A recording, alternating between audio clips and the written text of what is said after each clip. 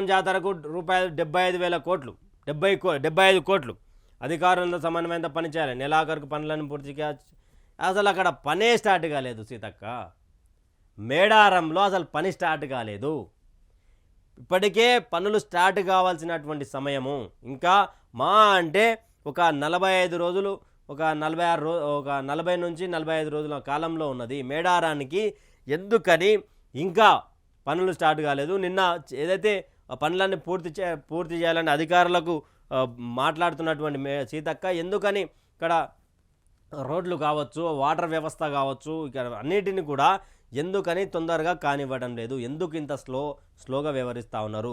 ప్రజల ముందల తొందరగా పనులు చేసి ఒక వారం 2 వారాల్లో అయిపోయిన తర్వాత మరొకసారి మేము చేశామని చెప్పుకోవడానికే ఈ 75 కోట్ల రూపాయలు మేడారానికి ఇస్తూ ఉన్నారా?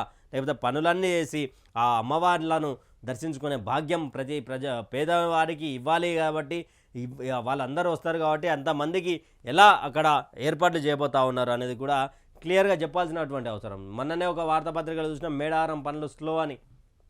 ఇప్పుడేమో సమీక్షలు అండి, సమీక్షలు రివ్యూలతోటే కాలం గడుపుతూ ఉన్నారు. ఇన్నాళ్లకు ట్రాన్స్ఫర్, టీజీఓ అధ్యక్షురాలు మమత బదిలీ, నాన్ ఫోకల్ పోస్టింగ్పై ఉద్యోగుల హర్షం. ఉద్యోగుల ఉసురు తీస్తున్న టీజీఓ అధ్యక్షురాలు, రిటైర్డ్ అయిన భర్తకు ఎక్స్టెన్షన్ ఇప్పించుకున్న వైనం. కేసీఆర్కు బానిసలా మారి ఉద్యోగుల పాప పొట్టగొట్టిన దుర్మార్గం. ఎమ్మెల్యే పదవిని అడ్డం పెట్టుకుని శ్రీనివాస్ గౌడ్ తన బినామీగా మమత నియామకం. ఆదాబ్ ఎఫెక్ట్ అంటూ కూడా ఆ రోజు మమతకు సంబంధించినటువంటి వార్తను రాసుకుంటూ వచ్చింది కదా, వార్తకు సంబంధించి ఆదాబ్ ఎఫెక్ట్ రూపంలో మమత ట్రాన్స్ఫర్ అయింది ఫైనల్గా అంటూ కూడా వార్తను తీసుకొచ్చింది.